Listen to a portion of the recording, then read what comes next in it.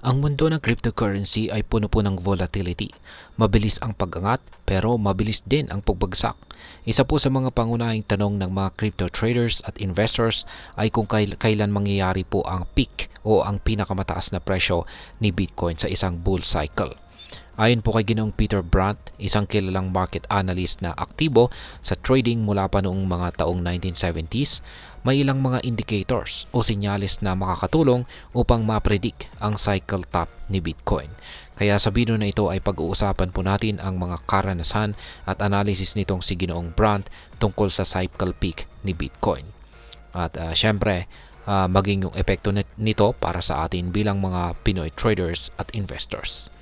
At ayan, bago po tayo magpatuloy ay nais ko lamang po munang bigyang linaw ang aking disclaimer kung saan ang nilalaman po ng video na ito ay hindi po ito isang financial advice. For education and information purposes lamang po ang layunin nito. Ayan po siya, si Ginoong Peter Brandt. Ngayon ay ano po ang sinasabi ni Ginoong Peter Brandt tungkol sa Bitcoin cycle tops? Unang-una ay ang historical predictions nitong si Ginoong Peter Brandt. Ayan, noong taong 2017 ay sinabi po ni Ginoong Peter Brandt na malapit nang mag-peak si Bitcoin. Ang prediction na ito ay kanyang ibinase sa ilang indicators tulad po ng media coverage at hype sa market. Sa panahong iyon ay napansin niyang masyadong maraming headlines at news tungkol kay Bitcoin kung saan isang sinyalis na ito ay nagiging overhype. Bagamat nakatanggap siya ng matinding kritisismo, naging tama po ang kanyang prediction na bumagsak si Bitcoin matapos umabot sa presyong $20,000. Noong taong 2021 naman ay muli po niyang napansin ang kakaibang pattern. Sa pagkakataong ito ay sinabi niya na ang paggamit po ng laser eyes sa mga profile ng crypto enthusiast ay tanda na malapit na po ang peak. Ang laser eyes ay naging simbolo ng pagiging bullish o positibong pananaw kay Bitcoin. Ngunit para kay Ginoong Brandt, ito ay isang babala ng sobrang optimism sa market. Pangalawa ay ang indicators na malapit na ang peak.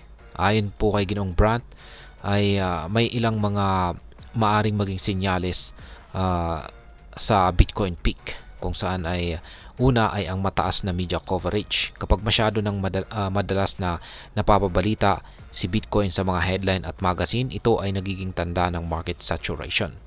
Pangalawa ay ang confidence ng mga influencers. Ang matinding kumpiyansa po ng mga crypto influencers at analyst ay madalas na nauuwi sa pagbagsak ng market. At pangatlo ay ang mga trend sa social media. Katulad po ng laser eyes, ang labis na hype o mga kakaibang uso sa social media ay maaari ring maging babala. Ayan, maliban po sa mga indicators na malapit na ang peak, ay ang maaaring umabot si Bitcoin sa presyong $150,000 o $240,000.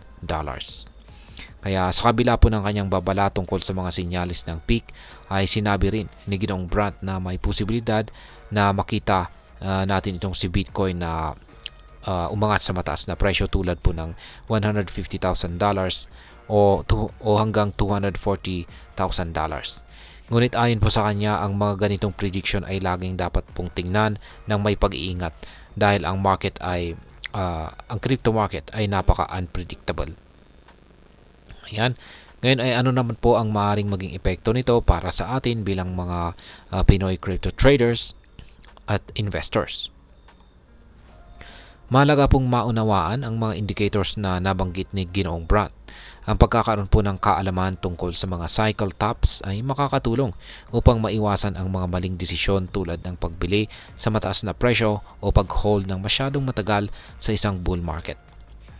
Ang media hype at social media trends ay madalas na nagiging dahilan ng FOMO or fear of missing out. Kaya't dapat pong mag-ingat ang mga Pinoy traders na huwag basta-basta magpapadala sa hype.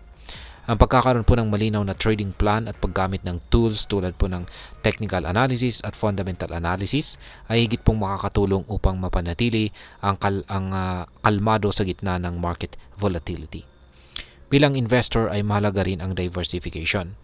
Hindi po dapat natin ilagay ang lahat ng ating puhunan kay Bitcoin or sa crypto market dahil sa mataas na risk na dala nito. Sa halip ay dapat pong maglaan ng pondo na kaya mong mawala kung sakaling hindi po maganda ang resulta ng ating investment. Ngayon ay ano po ang aking masasabi tungkol dito? Ang analysis po ni Ginong Peter Brandt ay nagbibigay po ng mahalagang insights para sa mga crypto traders. Para sa akin, ang paggamit po ng historical data at pag-aaral sa behavioral patterns ng market ay epektibong paraan upang mas maintindihan ang galaw ni Bitcoin. Gayunpaman ay hindi po dapat asahan na laging magiging tama ang anumang prediction dahil ang crypto market po ay palaging may element of surprise. Ang mga Pinoy trader ay dapat din laging maging maingat sa pag-manage ng kanilang investments. Ang pag-unawa po sa tamang timing, paggamit ng risk management at pag-iwas hype ay ilan lamang sa mga susi upang maging matagumpay sa crypto trading. Kaya tandaan, hindi po laging mahalaga ang pagsabay sa uso.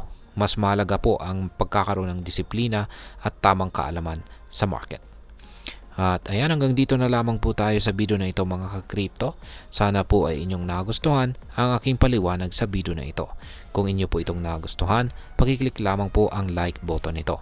Marami pong salamat sa panonood, ingat po tayo lagi at God bless po sa ating lahat.